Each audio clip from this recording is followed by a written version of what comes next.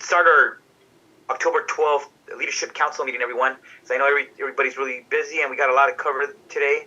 But while more people join us, if we could just go around and introduce ourselves. I'm the chair of the Leadership Council, Supervisor Luis Alejo, and we'll just keep going and introducing yourself, and we'll take roll as you introduce yourself. All right, I'll popcorn it to myself. I'm Genevieve Lucas Conwell, the Executive Director here at the Coalition of Homeless Services Providers. This is my last Leadership Council meeting, as my last day is October 20th. I'll popcorn it over to Rod Powell. I see you're off mic. Good afternoon, everybody. Rod Powell, Assistant Director of Community Development with the City of Salinas. And I'll throw it over to my colleague, Keishla Lopez. Good afternoon, everyone. My name is Keishla Lopez. I'm the City of Salinas Homeless Services Manager. Good to be with you all, and I'll go ahead and pass it over to Brian McCarthy. Hi, good afternoon. Brian McCarthy. I'm a city council member here in Marina. Recently met with Genevieve, and she invited me to the meeting, so I'm really thrilled to be here. And I'll pass it over to Kirsten. Thank you. Thank you for joining us, Councilmember McCarthy. Thank you. And thank you, Brian. My name is Kirsten, and I am the grants manager here at the Coalition, and I will pop it over to Crystal. Hi, everybody. My name is Crystal Estrada. I'm the Grants Coordinator for the Coalition of Homeless Services Providers, and I will see who else is on the call. I'll pop it over to Elaine. Well, hi, folks. Thank you for including me today. And I worked with many of you on the governance charter earlier this year, and the Coalition has engaged me to serve as a COC program advisor in this transition and strategic implementation of COC priorities. And I will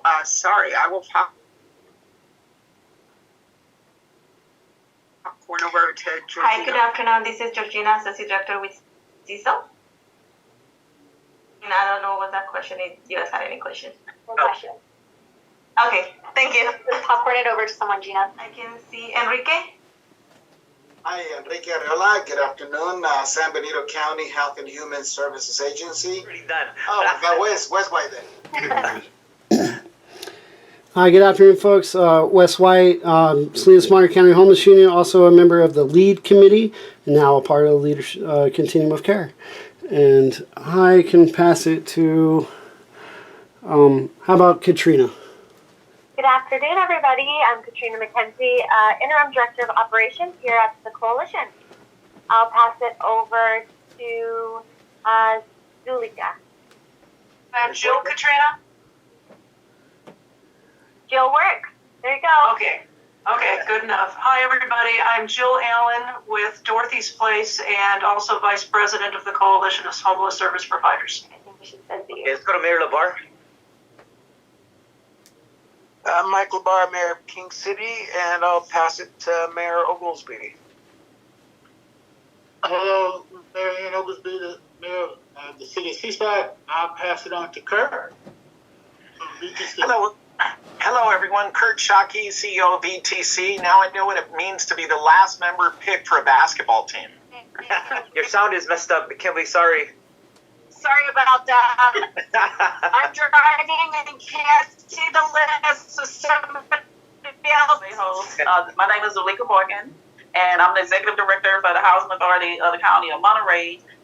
Timothy Evan, Access Support Network, Leadership Council on the lead. Thank you, Tim. Anyone else?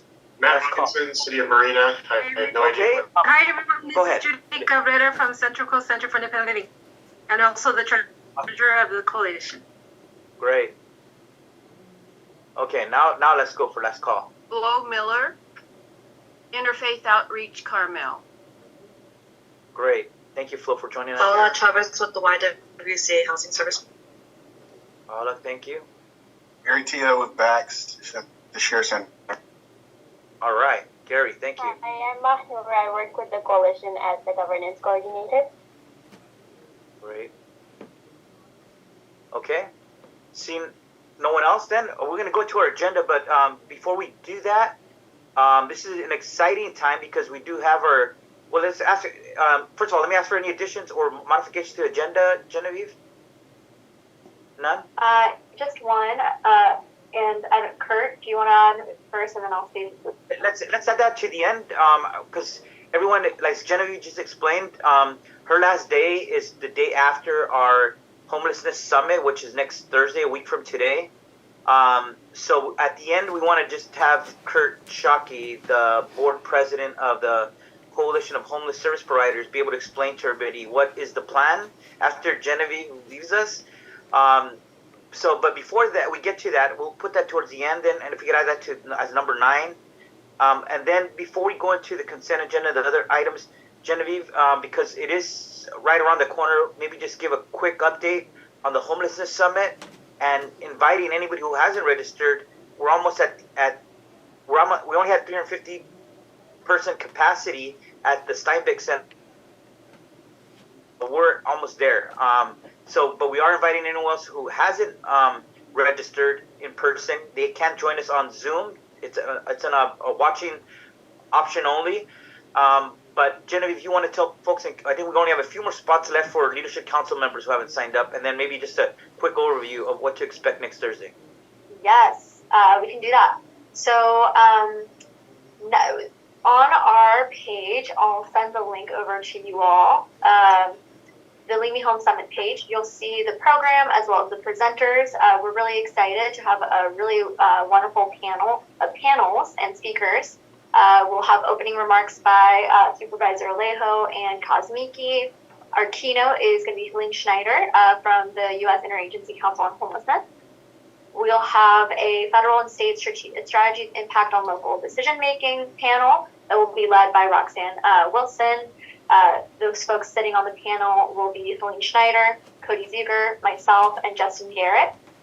We will have, they're from federal, state, and California State Associations of Counties, and how those plans all work together.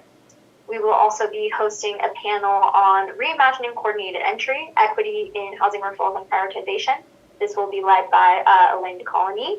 And we will have Alicia Lemer, Mariah McGill, and Enrique Arreola sitting on that panel. And actually, we did get our representative, Eduardo Cabrera from HUD, as a last-minute add-on for that panel. So we're really excited to have everybody with all that experience sitting on this panel. We'll also have a discussion led by Keisha Lopez on homeless services, landlord collaboration roundtable. Then a reflection from residents with lived experience, led by Alyssa Kroger, part of our Leadership Council, and with members of our LEAD and our YAB. Then additionally, we'll have a presentation from Tiana Moore from the UCSF Benioff report on the state of homelessness. She'll be talking to us for about an hour about data regarding health challenges and how that impacts the unhoused folks in our community. Then afterwards, during that same time, we will be talking about exploring historical inequities. This will be led by Lavisha Franklin, who will be having a conversation with Vicente Lara, Elizabeth Elliott, and Matt Huerta. And right after Tiana's presentation, we'll have a panel with Katie Eckert and Kate Nestor, Tiana Moore, and Rebecca Samaha around housing and health, impact on housing and stability and homelessness. And at the same time, almost to close us up, we will also have a conversation around our local plan community input session. This will be led by Kirsten Yen, our grants manager, Enrique Arreola, Lawrence Fuensupa, and Roxanne Wilson. And we will be closing up with a closing speech and community impact awards that we have a couple of folks that will be celebrating for their achievements. So that is October 19th from registration opens at 9 a.m. Opening remarks will be around 9:30, 9:40, and keynote will start at 10 a.m. And that's going to be at the Steinbeck Center on 1 South Main Street in Salinas. There is parking right next door. It's first come, first served, so make sure you're there bright and early to get your spot. And what else? Like we mentioned, Supervisor Alejo mentioned, we have about 350 Availability, we have a limited amount of tickets left, but we want to save those for leadership council members if you have not had the chance to sign up. So please message myself and Mahnoor. Mahnoor, if you're able to put your email in the chat for folks to reach out to so that we can put you on the list and we'll reserve that seat for you. Any questions on the summit? Yeah, and Genevieve, we have a lunch being provided by Dorothy's Place, so, and I want to, first of all, everybody, I want to thank all the organizers, Genevieve and all her team, and everyone else who helped, because it's a lot of work, a lot of logistics. We had to fundraise as well. I think we raised, between $40,000 and $50,000 to put this on. So I want to thank all our generous sponsors. We got them on the flyer, so you'll be able to see who those partners are. So I don't want to name them all because I have to go through the whole list, but we want to thank them and acknowledge them as well, which we'll do at the summit. But I think if you attend, if you can take photos, put it on your social media, this summit, we want to really help highlight the work being done here, because if we don't tell our story, if the community doesn't hear it, then we're doing ourselves a disservice, because people want to know what is going on, how to get involved. And this summit is not only for all of us and the electeds and community leaders, but it invites the public to join us if they can't join in person, to join online. We need to have the community with us in this effort. And so that's what this is about. And if we can amplify the attention and the work that all of us are doing to address this, I think that's how we're going to continue to make progress. And it's what the public wants to see, that we are working, that we are making progress, but we also acknowledge that there's always much more that we have to do. And for Brian and the new folks that are joining us today, our continuum of care covers Monterey and San Benito. So that's why this summit is geared towards both counties, and you'll have speakers talking about what's going on in both counties. But this is just so good that we even have Santa Cruz County at our door wanting to maybe join in next year, right? Because there is some collaboration that we're doing. For example, the first encampment resolution grant that we got to the north of our county, it is a partnership with Santa Cruz, Monterey, City of Watsonville, and then our nonprofit providers. So for me, that's exciting, because it showed that there is interest and there's even more people wanting to come to the table and be part of this effort as well. So if you guys could back us up and attending and getting the word out, promoting it, inviting the public to join even on Zoom with the links for that. And I know Genevieve and her team are going to put that information out there. I think that would help us really shed a lot more attention on this summit and the efforts behind it. Anything else, Genevieve? That is it. So like we mentioned, if you were not able to get your ticket, we have a couple of spots that we just wanted to reserve for this group. So please let us know, and we'll make sure to have you on the roll. And there's a nice write-up today in the Monterey County Weekly online, talking about this. And I also want to let folks know that we made sure to also include the voices of homeless residents or people previously experiencing homelessness. So I think those voices are incorporated into this summit. So I want to thank our team for the thoughtfulness they put in there to make it inclusive and not only the best practices, but also hearing from those perspectives as well. Okay, so if there's no other questions, if you have any questions, follow up with Genevieve and our team. Otherwise, we're going to go into the agenda items here, and we'll just start with public comment on items for any items that are not on today's agenda, and we'll allow for a couple of minutes. If you could please raise your hand, and we'll allow you to speak for a couple of minutes. For items not on today's agenda. Okay, let's go to Wes White. Thank you, Wes. Thank you, Chair. Wes White, Salinas, Monterey County Homeless Union, I guess also part of the lead committee now, so part of the Continuum of Care, which is awesome. I just wanted to, be thinking about the governance grievance subcommittee, and wondering how to collaborate with some other folks to, figure out some kind of procedural process that goes with it, because I certainly have people that have complaints.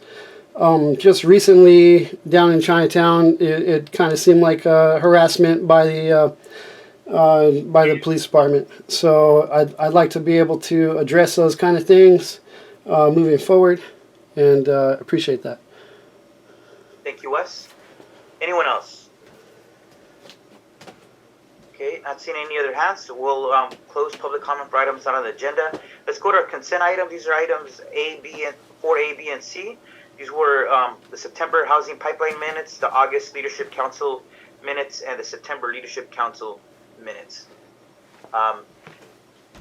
If there's no questions, I just need a motion in a second, and then we could just call for a vote. Anyone? LeBar motion. Okay, moved by Mayor LeBar. Is there a second? I second. Shockey, second. Thank you, Enrique. So all those in favor, if you could just please say aye. Aye. Aye. Aye. Aye. Okay. Any against? Motion carries unanimously. And we'll now go to item number 5, coordinated entry overhaul presentation. And who's going to have this, Genevieve? Yes, I wanted to introduce the team from Homebase. I see them here on the call. We have Mark Mora and Alex Michelle. Hopefully I said that correctly. Please feel free to correct me. I'm not sure if there's anybody else from the Homebase team, but they'll be doing a presentation around coordinated entry and what it looks like for us to really reimagine coordinated entry. Also, just a side note, at the summit, we will also be doing a conversation about coordinated entry specifically. So, and what does Homebase will be specifically talking about what our local community process will be looking like. So I'll hand it over to the Homebase team, and I'll stop sharing my screen in case there's anything you all want to share. Thanks so much, Genevieve. Hi, everyone. Pleasure to be here. My name is Mark Mora. I work for Homebase. I'm here with my colleague, Alex Michelle. I'm going to share my screen so you can see the slides. As Genevieve mentioned, we're starting a project here in your community, and wanted just to give you a sense of what to expect. We just had our first meeting last week, so we're very much at the beginning, but it's a pleasure to meet you all and to be here and to be able to present to you. So I'm going to walk us through a couple of the slides, and then I'll pass it over to my colleague, Alex. Today, only myself and Alex from our team are here, but our team is much larger.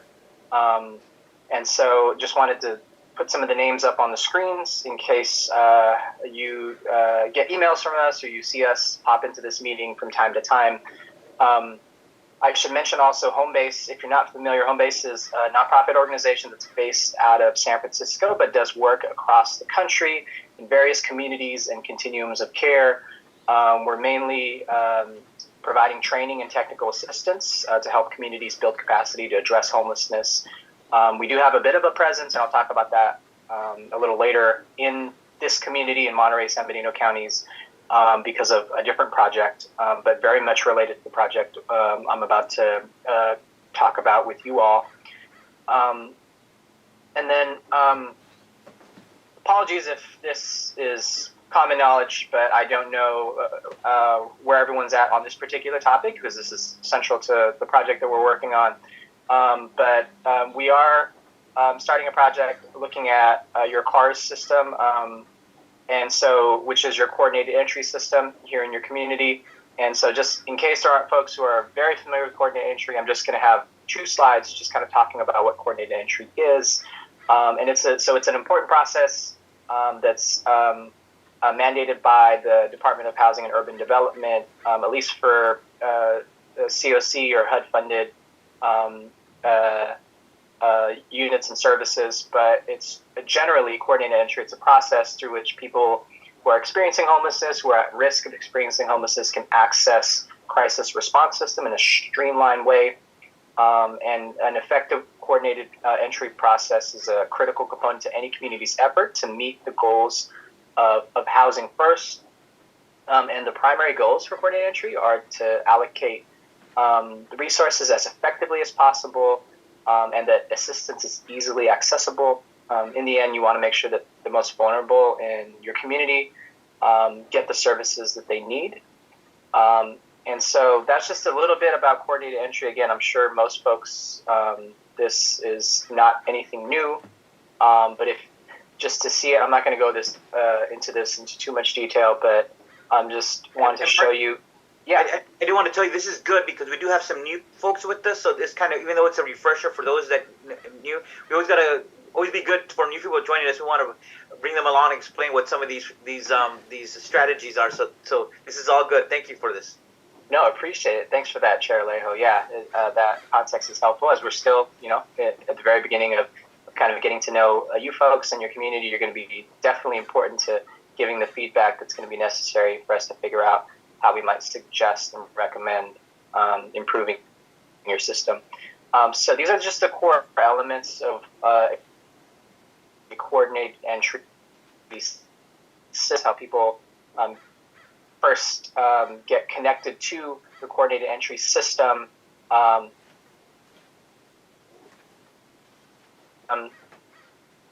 Then they're assessed, and each community might use slightly different ways of assessing folks to figure out what their needs are.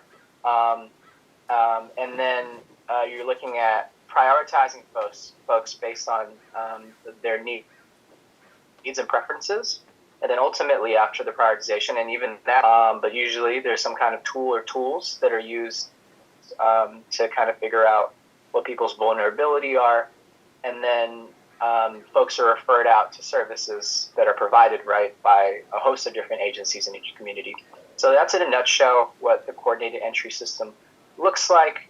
And that's generally what, from what we've read and have learned so far, that's generally what the coordinated entry system in your community looks like. So now that we've gotten just some of the basics of coordinated entry out of the way, just want to provide a little more context to this project. So the Department of Housing and Urban Development, HUD, does require an annual assessment or evaluation of a coordinated entry system. And that's typically done in every community, and I think this community, that's been the case. However, this project that we're working on, or we're just starting to work on, is probably a little different than what most folks would consider an annual CE or coordinated entry evaluation. We're going to do a little deeper dive, I think, and sometimes those annual evaluations, because the resources or time, don't get to go as deep. But this project will be working with you all for roughly the next year or so, next 12 months.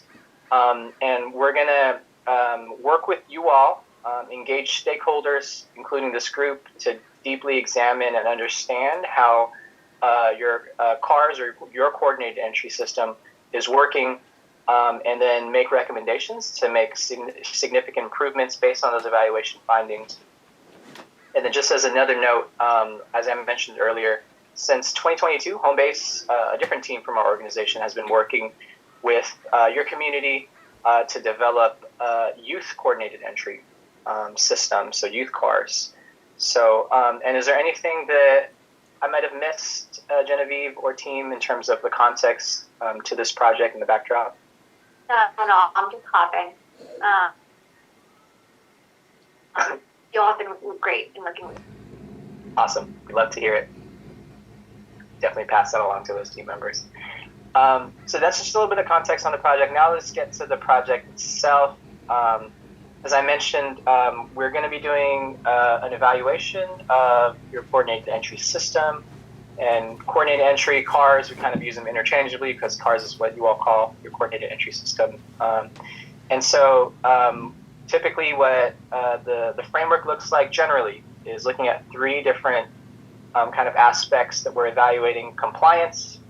And just one of the sample kind of questions around compliance are the policies, procedures, and how these things are functioning in practice up to compliance. Do they comply with HUD standards, general best practices, those kinds of things? We're also going to be looking at process. Is your coordinated entry system functioning as it should be? Are processes at the various core components that I talked about earlier, are they happening in a standard way, consistently? Are folks being trained up properly? So we'll look at process. That's just one of the kind of the sample questions that fall within process. The other area is effectiveness or outcomes. Are the coordinated entry system processes having the intended outcomes? Are they equitable across populations? Are people getting their needs met? And so we'll look at that as well. So these are just kind of the big buckets of what goes into an evaluation framework, and the details of what that would look like will really be shaped as we start the community and stakeholder engagement process. We obviously are outsiders, but you all know best what your community needs are, and how things are currently working. And so that's why there's going to be a robust stakeholder engagement process, even during this part at the beginning where we're just building the framework out. And just another look at those 4 core components. Again, we're going to be trying to figure out, what are the strengths of each of these components in your community, where are the bottlenecks or the issues or the challenges, and what are some suggestions for improvement? Where can we lean in a little more? Do we need to develop different or new policies? Do we need to train people differently? Do we need to make other significant changes? So again, we're going to be looking at it through the lens of these 4 key components of coordinated entry. So that was just a little crash course on coordinated entry and just what we're looking at in terms of the evaluation. And then I just want to, before I pass it over to my colleague Alex, just want to cover some of the sample goals overall of the evaluation. We say sample because these are generally what we would consider as goals going into a project, but they can look a little different in each community, again, as we develop them out with stakeholders in this community. But we know from at least some conversation with staff and looking at some of your system documents, we know one of the goals is to develop deeper stakeholder engagement around your coordinated entry system in this community, and also just generally increase community awareness and understanding and support for CARS. Also, we want to ensure that CARS is accessible to and prioritizes most vulnerable households in your community. And we'll see what that looks like when we look at some of the quantitative data. And then want to make sure that people are being connected to the appropriate referrals for their particular needs and situation.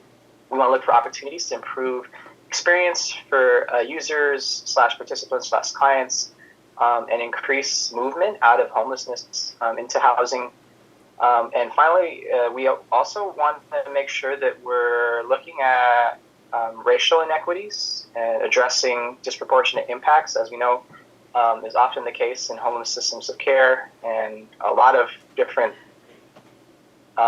communities, that particular communities are impacted disproportionately, like Black, Indigenous, and people of color. And so we want to see what's going on in your community in that regard.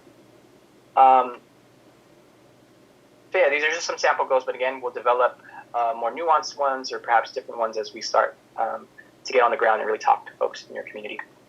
I'm going to go ahead and pass it over to my colleague, Alex. Hey, everyone. Thanks, Mark. Thanks for that. And kind of last point, we, as we go through this process, we really want to ensure that we're centering equity. And so what this means is acknowledging differential outcomes and the access to care for Black, Indigenous, and other people of color. It also means considering CARS through an equity lens, so always making sure that we look at it with an equity lens. We look at the process through an equity lens. And then centering equity in all phases, so evaluation development, including the framework from stakeholder engagement, report dissemination, and implementation, as well as considering, as we mentioned before, considering all marginalized and disparately impacted communities in your counties. So that includes, as Mark mentioned, BIPOC, women, LGBTQ members, disabled folks, criminal justice involvement, and subpopulations as those. And so really what we want to do is acknowledge that in general, systems of care for unhoused people and general systems of care can lead to inequitable outcomes. And so we really want to address or go through this process with that in mind. And so our team will be looking at these issues throughout the process to get at how do we improve the CARS system from an equity standpoint so that people that are disproportionately impacted and marginalized have better access to housing and to services and generally to care. Next slide. Okay, so this is our draft timeline. As Mark mentioned before, it'll likely take about a year, and so this fall, right now, we're starting with the environmental scan, where we're really trying to understand how your system works, how CARS is currently functioning. We will also form a local CES evaluation work group, and this will be to ensure that the scope of the evaluation is informed and guided by all of you, right? By local stakeholders that have experience with your local system.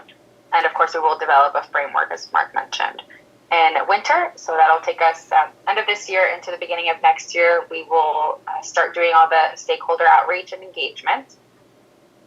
And after that, in spring 2024, we will then have created the evaluation report, which will outline our findings.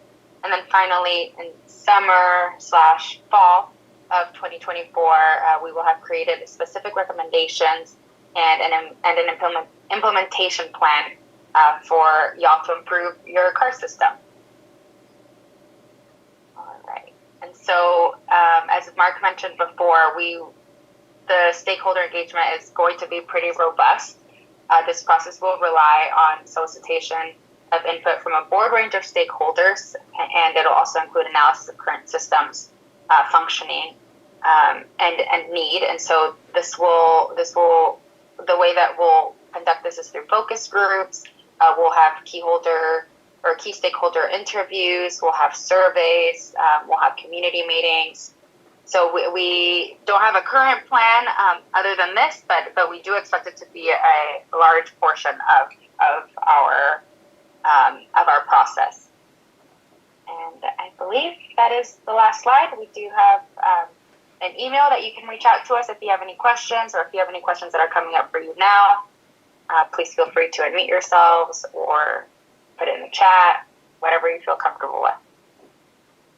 Thank you very much, Mark and Alex. I appreciate you giving the overview. And I think it's always a healthy sign when an organization could always continually reevaluate itself and see where it can improve it. We never like the status quo. We never like remaining static. We always recognize that we can improve in all aspects of the work that we do, including this coordinated entry system. So I want to thank you for the work that you'll be embarking on and help us be able to deliver better services and do a better job of hopefully getting persons that need assistance into this network of services. Genevieve, you want to add anything else before we open it up for questions? I can't express this project would not have been able to be done without the support of Central Coast Alliance for Health. So I just want to extend a thank you to CCAH for your support in this project. This has been long overdue. It was part of our year 2 action plan.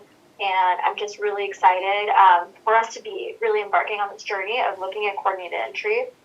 Coordinated entry has been part of our community since 2016. And it's time for us to make a tool and a system that works for our community. So really, really excited for the Homebase team to dig in there, really look at, some of the things that are working, some of the things that are not, and creating a system that works for us.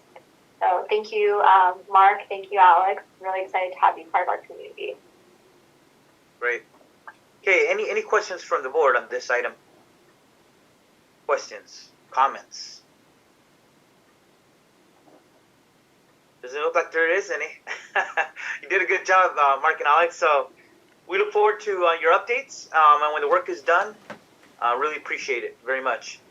Then now we're going to go to the governance overview implementation, item number 6. All right, that is me. So I will go ahead and present. All right, can you see my screen all right, everybody? All right, I'm seeing some pen knots, so I'll just go from here. All right, everybody. So last full Leadership Council meeting, the Leadership Council approved our governance charter. And so I really wanted to talk a little bit about what does that look like when we're actually implementing it, so that you all know what's coming up, what are some of the changes that we're going to be doing, so that you guys aren't taken off guard, you know what's coming. So a couple of the different things, some of the quote unquote, bigger changes are happening. These are some of the things that you'll be expecting both soon and coming up. So the Leadership Council agreements, that's what we'll be going over: COC governance structure, general membership, standing committees, and public participation. So the first one, so one of the resources that we have is on our website under our Leadership Council page. You'll be able to see the governance charter. I'll also be notating which page they're on, so that you can follow along and see if you're like me and you need something tangible to hold on to while we're in the presentation. It's on the website. So one of the things that we'll be going over here is the agreement to serve. So one of the things that's part of our governance charter is the actual agreements for the Leadership Council. So after this meeting, you will be receiving this form for you all to fill out, so that it goes into conflict of interest with our Leadership Council, anything that might be conflict of interest related with the Leadership Council, your name, your title, and if you have an alternate, naming your alternate here. So you'll see here, right here, I have named X John Smith as my the Director of Social Innovation as my alternate. As an example, John Smith has a great title. And so you'll receive that to you all. Then for your alternates as well, if you do name an alternate, the alternate does have to also sign an agreement form as well. So same thing here. It's just naming any conflict of interest that the alternate might have as well. So that's Appendix A, page 38 of the governance charter. Any questions on that so far for the agreements to serve? Yes. And this is just for the voting Leadership Council board members, right? Yep, everybody that's on the Leadership Council that votes. It's right. Yep, exactly. Yeah. Just because we have other people that are on this meeting, so if you're not on the Leadership Council as an official member, you don't have to do this. This is just for those that are, Exactly. In terms of our COC governance structure, it is a little bit different than what we've had previously. So our Continuum of Care structure, what it looks like is we have our Leadership Council, that's the ultimate deciding body. We have the advisory boards, which consists of the Lived Experience Advisory Directive, the Youth for Action Board, and the CHSP members. They serve as an advisory and provide input to the Leadership Council.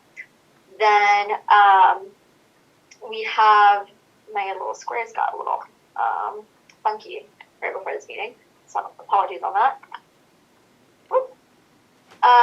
So the standing committees, we have 4 standing committees. It's the monitoring and evaluation. The monitoring and evaluation does have the responsibility also of grievance that Wes talked about today.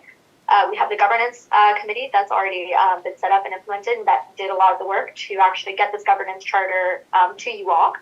The services coordination, it oversees the coordinated entry, the outreach, and the rapid rehousing committee. And then the planning, that oversees the housing pipeline to decide to go just a little sideways right before this presentation. Sorry about that.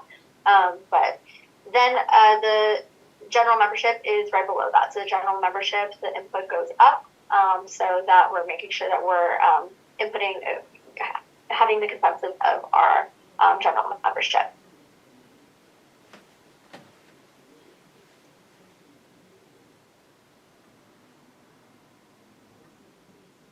So Continuums of Care, and it's part of our responsibility of the Continuum of Care to have a general membership. So we really wanted to make it very clear in memberships are. So they will be providing feedback to councils and committees on how to implement systems, programs, policies, and procedures, provide input to planning efforts such as the needs assessments, gaps of services analysis that will be used to strategize on what type of services we prioritize in our community. They'll support in the overall election general member annual meeting. They will support in electing 3 nominees to serve on the Leadership Council at the annual meeting. They will adopt revisions to governance charter approved by the Leadership Council. Every 5 years, they'll be a part of adopting a written process to select the Leadership Council board to act on behalf of the COC and ensure it is included in the Leadership Council charter. And every 5 years, they'll also approve the designation of the collaborative applicant, which is ourselves, the administrative entity, the HMIS lead, and the coordinated entry management entity. And that's recommended at council by the process outlined in the following chapter. So that's the role of the general membership. standing committees. We will be starting standing committee implementation by the end of the calendar year. This is what the work that we'll be doing as a CSE is making sure that the governance charter implementation continues. Part of that is staffing these committees. So we will have the monitoring and evaluation committee. This committee will be folks from the Leadership Council as well as some folks from our Lived Experience Councils, both Youth for Action and LEAD. Governance committee has already been set up. Then the Services Coordination Committee and the Planning Committee. Additionally, one additional change that is part of our governance charter is we will be posting, instead of attaching the agendas onto the calendar invites like we've been doing, the agendas will be up on the chsp.org website instead of the calendar invites. Any meetings outside of the calendar schedule would be considered a special meeting, as we've done before in the past. Agendas will be posted at least 48 hours in advance, no less than 24 hours in advance for special meetings. We've already been meeting that deadline by trying to post it at least 4 business days ahead of the Leadership Council.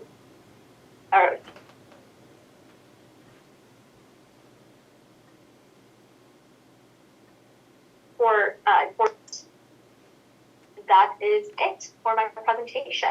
Do we have any questions regarding the governance implementation? Genevieve, I want to remind folks that our Continuum of Care obtains its own funding stream of state funding, apart from funding streams that go to some go to the cities, like the city of Salinas. A lot come to the county as well, County of Monterey, and same for San Benito County. But just so we know, it's a separate entity from, even though we have members of the city council, we have the county staff for both counties, nonprofit providers, and other community leaders that are part of this. So we're one of the entities that are critical. But we went through this revamping process to not only redo our 5-year action plan to end homelessness, but also now our governance structure. And I think with these changes that you said, it gives more opportunities for participation and enhancing the work that we do through the general membership, through the committee. So even if people are not part of this voting leadership council, there is other ways to get involved in this COC and to make recommendations and influence decisions. So I that's great to see forward. And now that you put a timeline to actually start moving forward, now let's implement this revamp governance structure. I think that's good for the board to hear, and that we're doing it right away shortly after the approval. Yeah. So a couple of different things that you'll see is we'll be working through the rest of the calendar year to implement these changes. It'll start slowly. You'll be getting a form in terms of your interest, if you're interested in any of the standing committees. So that will be something that we'll be sending out, and then we'll be working for the next Leadership Council to have the agenda up on the website. So just forwarding, that is what's happening. Great. Any questions for anyone? No questions today. All right. I guess we could go to the next item, which is if there's no other questions, then there's no action needed on this. This is just an update on the governance overview. So we'll go to Homeless Housing Assistance Prevention Program, Round 5.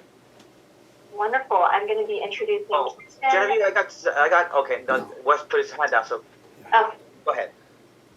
Wes, do you have a question? Not really. Just a praise. I was clapping. Oh, thank you. I appreciate it.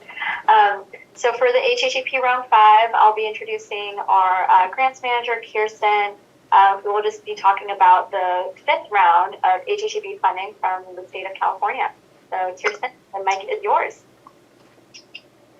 Thank you, Genevieve. I just would like to thank everyone for giving me this opportunity to just give you a snapshot of HHAP. So I'm going to go ahead and share my screen.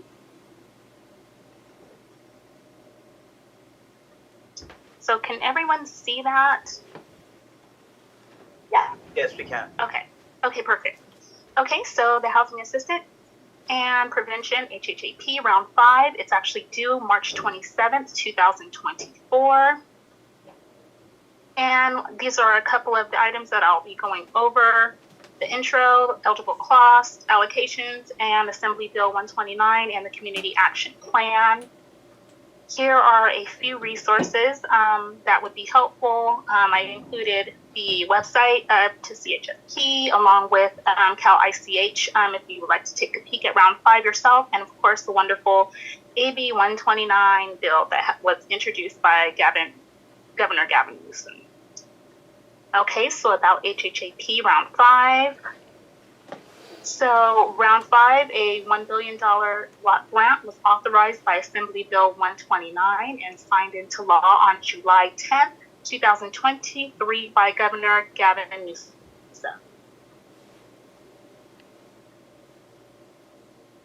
And here are some eligible uses. I just took a quick snapshot of that so you can take a peek. And eligible applicants. Applicants that are eligible to apply for round 5 include the COCs, counties, and cities with a population over 300,000 as of January 1st, 2022. And available funding. In addition to the $1 billion appropriation, Assembly Bill 129 reallocates $360 million from previous HHAP funding appropriations. So this just gives you a breakdown of the funding.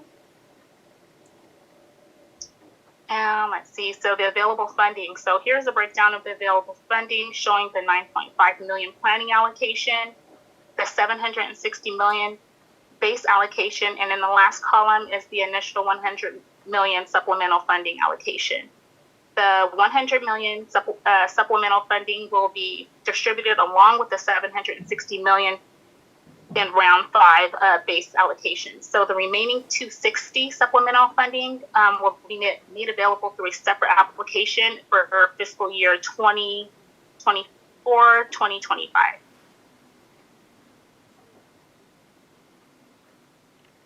So for Assembly Bill 129, I just would like to go over a few key notes.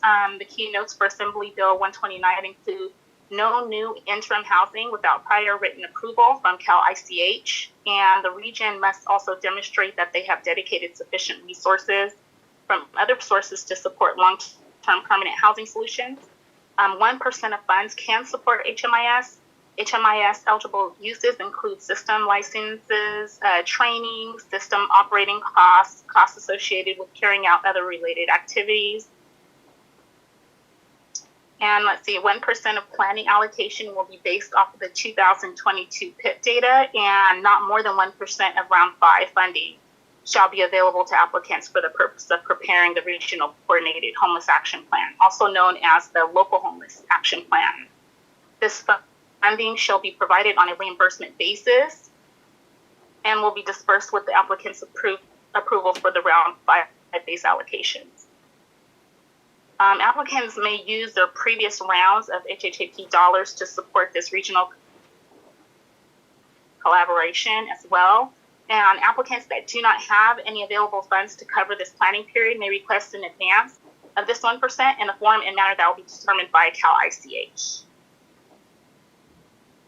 So creating the Regional Coordinated Homeless Action Plan has a few required components that include identifying the roles and actions of each eligible applicant. The plan also must include systems performance data for that region, and the SPM data will actually be provided at the end of this month. I don't have a specific date, but just the grant is saying at the end of October, and that'll be provided by Cal ICH to all applicants.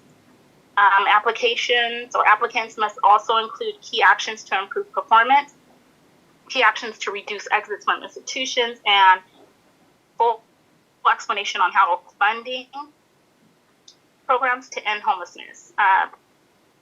Participation applicants are required to collaborate and engage in public stakeholder processes and must include a minimum of 3 public meetings, allowing for input from various groups and individuals. And finally, a MOU must be signed by each applicant, posting of the plan on respective websites, and then approved by the Leadership Council. So the application review and award process. I just have a few bullet points here, but the allocation amounts will be calculated and shared with applicants once HUD publishes their 2023 annual homeless assessment report. Cal ICH currently anticipates providing eligible applicants with allocation amounts by the end of January 2024. Funds disbursements. Okay, so here shows the initial disbursement with the planning and supplemental funding allocations dispersed at 100%, while the initial base allocation at 50%. The remaining 50% of around 5 base allocation funds will be dispersed upon approval of an updated regional coordinated homeless action plan and demonstration that at least 75% of the initial round 5 program allocations have been obligated and at least 50% are expended by June 30th, 2026. So if the grantee fails to obligate or expend the minimum amounts, the council shall not disperse the remaining 50% of the HHAP round 5 base allocations unless on or before June 30th, 2026, the recipient submits an alternative disbursement plan that explains the reason for the delay and a plan to fully expend these funds by December 31st, 2027. And of course, they'll also need to receive full approval from the council on the submitted alternative disbursement plan. So this brings it to a conclusion. I would just like to thank you all for allowing me to just give you this quick snapshot on HHA 5. Cal ICH, they will be holding the next webinar walkthrough at 10 a.m. on October 18th, 2023. I'll also pop my email address into the chat if you have any questions that you can think of in the near future. But thank you for your time. And that concludes my presentation. Kirsten, thank you very much for your presentation. Did you say how much the overall amount we expect to come through our COC in round 5, or has that not been determined yet? Yes, it has not been determined yet. I believe at the end of January, the distribution amounts will be made public. Okay, great. And I know from last year too, just to add on to that, the HHAP office had to get approval from HUD also for allocations. So that was something that was holding up the process last year. So that's what we expect for this year too. Jennifer, do you remember what we got in round 4, just so the leadership council could know more or less if we're going to get that same amount, or would we get less? I know we were impacted with our PIT numbers going down. I think we had some reductions in HAP funding. We did.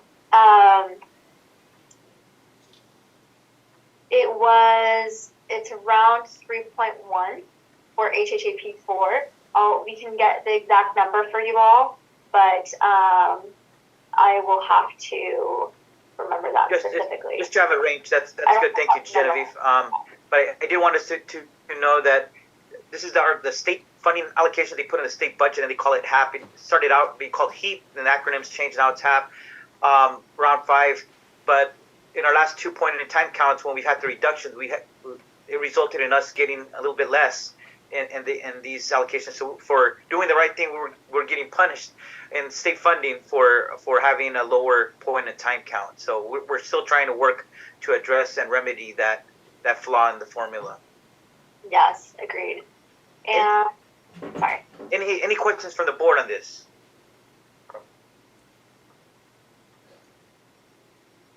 No questions. Everybody's quiet today. So, and I just pulled up the number really quickly. It was around 3.195 million that was allocated for a COC. But there was an allocation to Monterey County separately, as well as San Benito County, since we do apply for the funding separately. Right. Yeah. Okay. I don't see any questions or comments, so thank you for that update. I do see one question in the chat. Keishla Lopez asked what fiscal year this will be for. So we're currently applying for the funding, and we're expected. When are they expecting the answers for the application, Kirsten? At the end of January 2024. For when we'll hear back for our application, it's June, right? Around June 2024 for HHP 5. Yes. Okay. Since we'll submit the application in March, Keishla, for the state, it will be we'll probably see the dollars to our community next calendar year. and the RFP for it will probably be 24, 25. That's what we're expecting, but this process looks like it's going to be a little longer, so it might be a little longer than that. But that's our estimate. And everyone, as a member of the executive committee of the State Association of Counties, we've been really intentional in advocating for to the governor, to the legislature, to keep up a commitment of continued funding. We even try to get a commitment for continual funding for future years. That the legislature doesn't like doing that. They like making a allocation for 1 year and not making commitments into future years. But we did advocate for that, and we will continue. And I know the League of Cities was very involved as well in terms of making sure the governor, despite budget deficits that are expected in the next, at least for the next 2 years, that the governor and the legislature wouldn't back off of their commitment to continue to fund the work that we're doing through here, even despite any challenging times in the budget. Okay, if there are no further questions, Genevieve, then I think we can wrap this item up and we can go into the next item, which was on the Lead Me Home plan update. Yes. So as Kirsten mentioned, for this HHP 5, something that's different that we've seen is, let's make sure I'm sharing my screen, not my iTunes.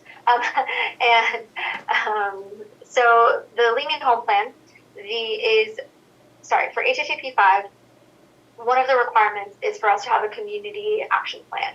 So that's in partnership with San Benito County and Monterey County. Our first community input session is going to be at the Lead Me Home Summit. What we need from the Leadership Council today as an action item is to understand specifically how do we want to do that. There's two different options, two different ways that we can go about it. So I wanted us to talk about that today and have a discussion with you all to see which one you want to go with and which one we all agree to move forward with. So the first one is to create a completely new strategic plan just for the Homeless Housing Assistance Program 5, and we'll submit that to the state in March 2024.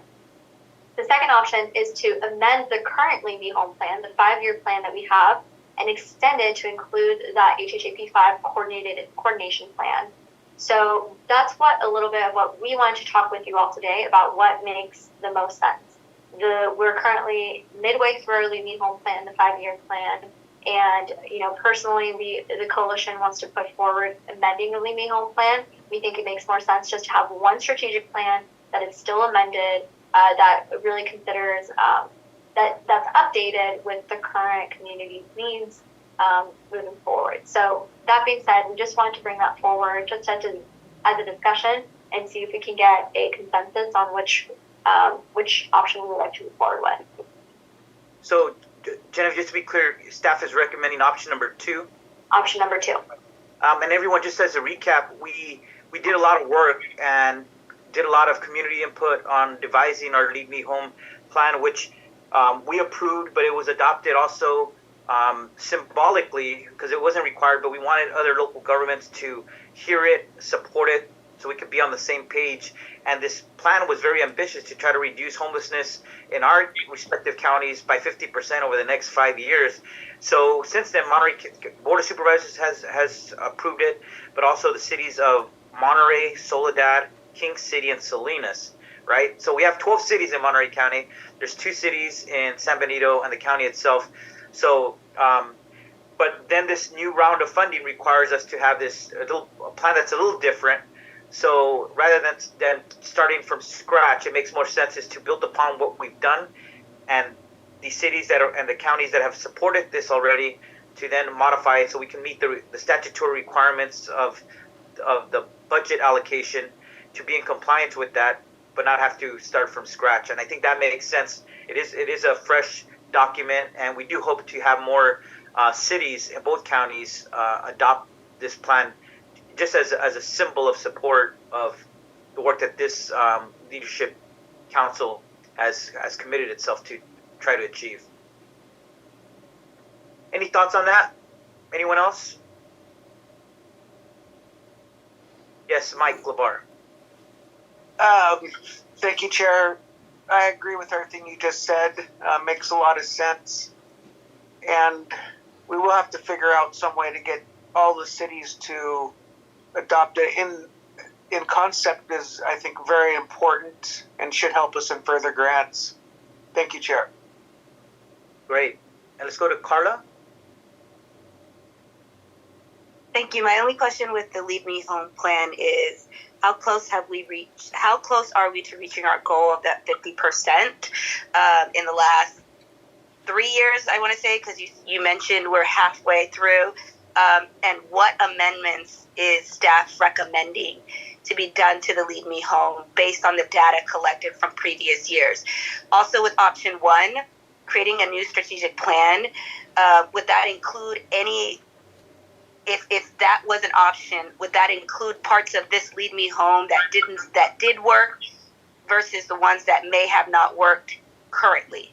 I yield the rest of my time. All right. Those are great questions, Carla. It is in the sense of, wow, okay, let me just make sure I got all of them. So how close are we to meeting our goal? What are our recommendations for an amendment? And what was the last one? If option 1 is chosen, will you be taking items from the plan currently, the Lead Me, to that have worked and leave the ones that have not worked or yield any solutions, tangible current solutions? Okay, beautiful. Thank you so much for this question. So for HHAP, for the point-in-time count, so the last 2022 point-in-time count showed that we actually had a really great, a reduction about 15%. For Monterey County specifically, and then 13%. I'm going to link the census because those are the numbers that I've had in my head for a long time, but I just want to have you all have that information as well. So we're really close, actually, in terms of our 50%. We're going to be doing the 2024 point-in-time count that will really understand kind of the polls as to where we're at with that reduction as well. So that is that there. In terms of we also, last Leadership Council meeting, we proposed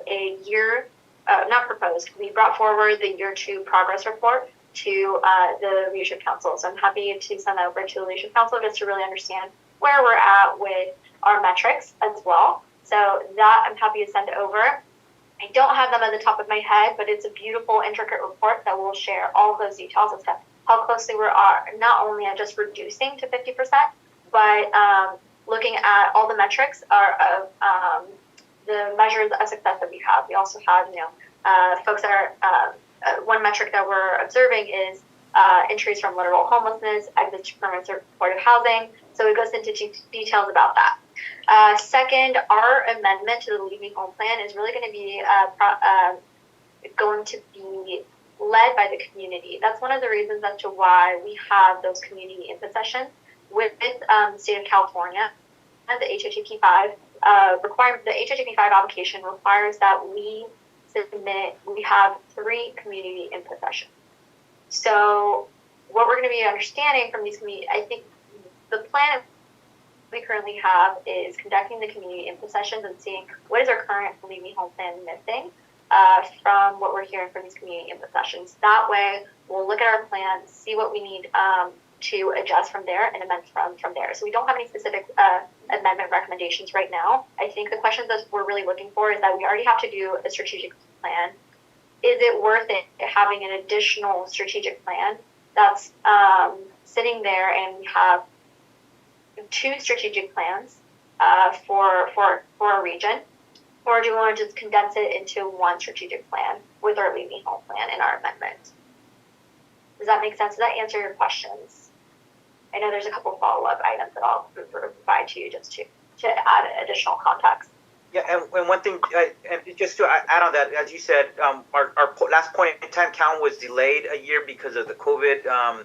We were able to push it off a year, but we're up to do it again almost a year later in January. And then whenever all that's tallied up, we should know what our latest numbers. So we'll have the latest update on whether in this next point in time count, how the formula works, because it does have its criticisms, but it's the one that is accepted, the methodology accepted for state and federal funding. We will know after January if we've continued to progress or whether the numbers have increased. We hope that we will have another reduction in homelessness, but we won't know until that count is done. Thank you. My only follow-up question to that is, when we're targeting this data, is this with the municipalities that have bought into Lead Me Home, or are we looking at a snapshot of the entire Monterey County? I know the census looks at the entire Monterey County, but the point of count looks at every county and every homelessness encampment or unhoused encampment. Is there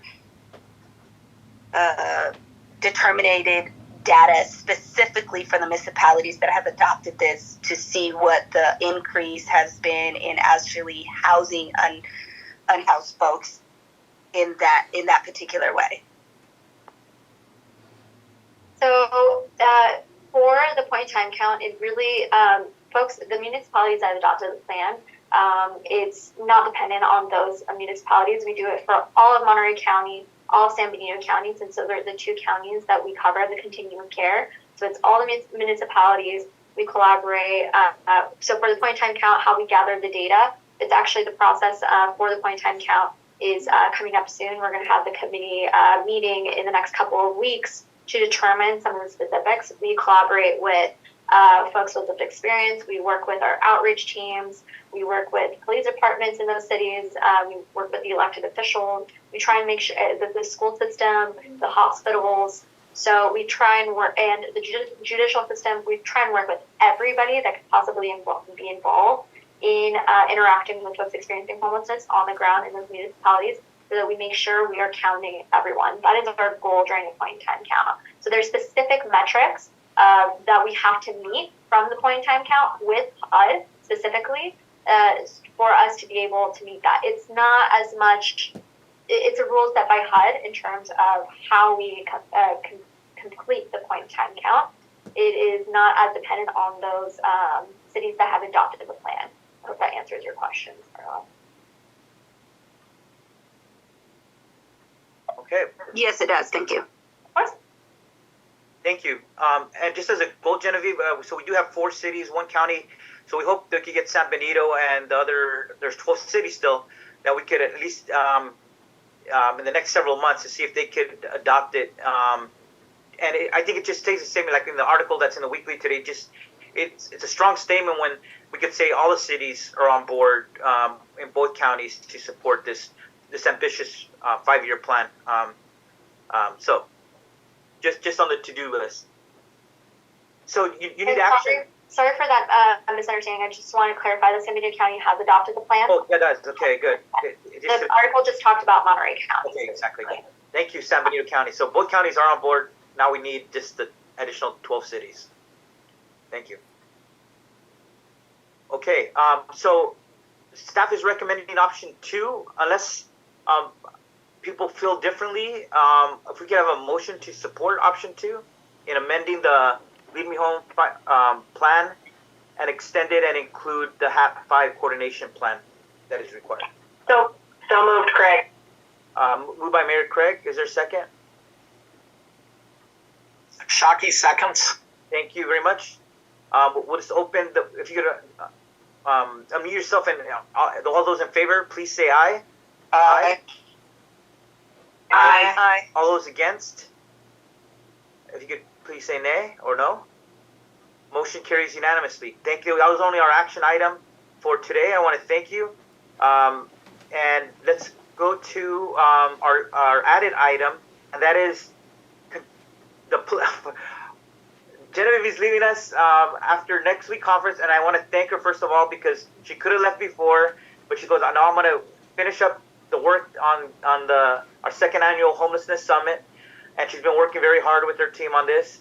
But her last day is the following day, so I asked Kurt Shockey, who is the president of the Coalition of Homeless Service Providers, to give us an update of what is the plan for after when Genevieve is, and the interim plan, and then the plan to recruit a permanent replacement for her. So, thank you very much, Chairman. I'm very proud to be representing the search committee today. The search committee for a worthy replacement of Genevieve consists of 6 people. We have representatives from city government, county government, and the executive committee with the coalition. They're all coalition board members, and 3 of them are on this call right now. So we've been at work for some time now. In the short term, we have a solution. Katrina McKenzie, who is the longest tenured member of the coalition staff, will be taking over as the interim director. She will be assisted by Elaine, who has been helping Genevieve of the past year as a mentor and a program advisor. So between the 2 of them, their goal is to ensure continuity with the 3 key priorities of the coalition. You've heard about most of these today. It's the CARS overhaul, the point-in-time count, and HHHP 5. So that's the immediate replacement for Genevieve. In the longer term, and we think this will be a fairly quick fill, we worked with the HR group that works with the coalition. They're known as Insperity. They called many candidates, and they worked with 60 candidates and reached out to them. The list has been narrowed and to 7 qualified and interested candidates. All happen to be in the Monterey and San Benito counties, so they're all local candidates. We have members of city government, nonprofits, and an internal candidate as well. We've started the interview process. There will be 3 rounds of interviews for these, and we feel very confident with the high quality of the people we're interviewing that we'll find a replacement that can fill the very big role that Genevieve has had for the past year with the coalition. May I answer any questions? Yes, I want to open it up for questions, but first of all, Kurt, thank you very much for that update. It was important for our board to know that there is a plan in place, because we know that this area of homelessness, there's a lot of acronyms, a lot of programs, a lot of regulations and rules, and you really need experienced people who know it, or who are at least willing to step up to learn it as soon as possible. It makes us feel a little bit more relieved knowing that there is this plan that you just explained right now. Because there is some big projects right around the corner, including the point-in-time count, the next round of HAP funding, and we want to continue to build on the work that we've done in the past and not get behind because of some lapse in leadership, and that's why I think this was important to hear today. But I want to open up for any questions for Kurt on the backup plan after Genevieve leaves us. If there are none, I want to take an opportunity. Oh, yes. Let's go to Carla first, and then I'll make my last words here. Carla, go ahead. Thank you. My question is, what is the criteria in the job description for the position that's currently being sought out? And also, as it was previously mentioned, there are some very big steps that are coming down the pipeline in 2024 with the point account, which is needed for our federal funding. It's kind of daunting that we're having such a quick turnover after our last individual that filled this position went to the county. My only question with that is, are we looking within the coalition to possibly fill that position?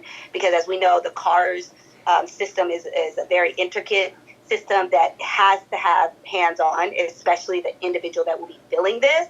And so what better way than to promote within? And if that has been looked at, and I know that you've mentioned that there's already candidates on the roster to be interviewed, where was this publicized? Was this put out to the public? And I yield the rest of my time. Yes, it was put out in many places, among them indeed the coalition website. It's been out there about 6 weeks now. The job description was shared with the candidates. It's about 4 pages long. I'll be happy to pass that to you if you would like to look at it. But when the Insperity vetted the candidates, they were all aware of the duties, the range of duties. Many of them have worked with the coalition as well. We do have an internal candidate as well, so I think we have a very good list of people to draw from, and I think we'll have a very good person that can backfill for Genevieve's job. Thank you, Kurt. Now I just want to, basically, this is Genevieve's last meeting, everyone. I want to take an opportunity of this chair of this Leadership Council and actually as a chair of the Monterey County Board of Supervisors to really thank her for her leadership. This work is not easy. It's really hard work, a lot of things to learn, very complex areas of regulations.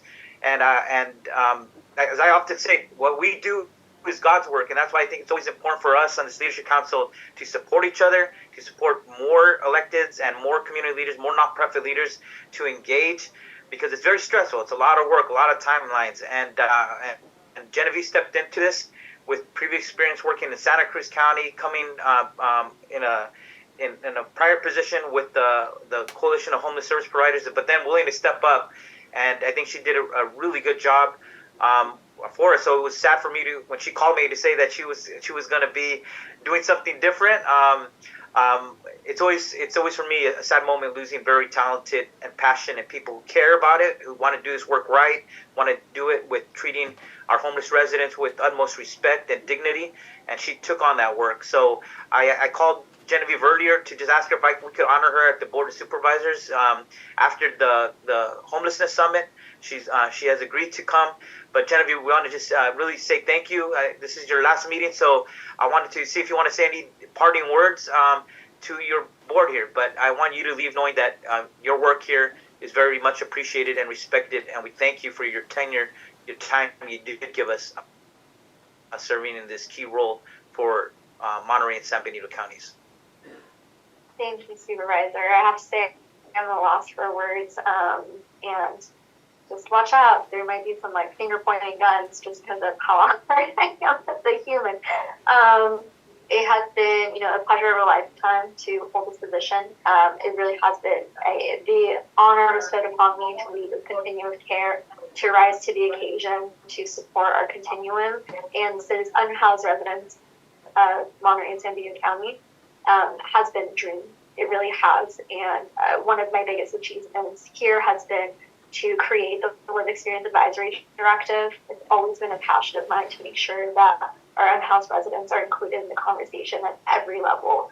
And it's so beautiful to even see that council grow from 8 to 15 folks, and have even created and supported the charter that it makes this council here possible. So I leave here knowing that our team is incredibly capable in leading and stewarding every aspect of the continuum of care. And I'm just grateful for Katrina and Elaine. They're going to be such a stellar duo, and making sure that all of our objectives are not only completed, but just executed at the utmost excellence that is reserved for Monterey and San Benito County. This council has been incredibly supportive of my initiatives, and I appreciate you all for your questions, for pushing me in the utmost best way. So for us to deliver that excellence that our unhoused residents deserve, and I'll leave it at that. Just thank you so much, everyone. Genevieve, I think a few folks want to say Mike Labar, and I think Elaine will want some words here. Thank you, Chair. Genevieve, we've really appreciated all the help that you have been. I know Steve especially, and that really models what's important. It's those relationships that help small communities like ours be able to work on our programs to help those with the need within our community. And just thank you so much and wish you all the best. Thank you. Elaine? I was clapping, but I'm happy to say a few words too. Genevieve, you are a model that the means do need to be as good as the ends. You have always done your work with integrity and compassion, and you are a role model in that respect. This is tough work, hard work, and I've never experienced you to be bitter or angry. And so as we move forward, we will keep the means by which you led in our hearts and minds. And I thank you all for the opportunity to support this transition and the really fine work that is going on in this community. Thank you, Elaine, for those words. Let's go to Enrique Arriola, San Benito County. Yeah, just a few comments. We will miss you, Genevieve. When you took on this position, I felt the support you have for San Benito County. You definitely, as Elaine said, you're a person of integrity, very sincere, and always very supportive. So I wanted to thank you for all the conversations and always being open to answer my calls and my emails and you name it. So thanks a lot and best of luck. Thank you. If there isn't no one else, Genevieve, thank you. Sincerely from all of us, from this board, from all our partners, and you really, during your time here, you did help elevate us to do some really meaningful work so that we could continue to progress and do even better work into the future. So I think you could look back at your time here and you have done some really amazing work with us. So we want to just say thank you very much. We'll see you at the summit next week, and then we will salute you at the Board of Supervisors as well. So with that, everyone, thank you for your time. Thanks again, Genevieve, and wish you the best on your next chapter in life. Thank you. Muchas gracias. Appreciate it. Bye, everyone. Thank you.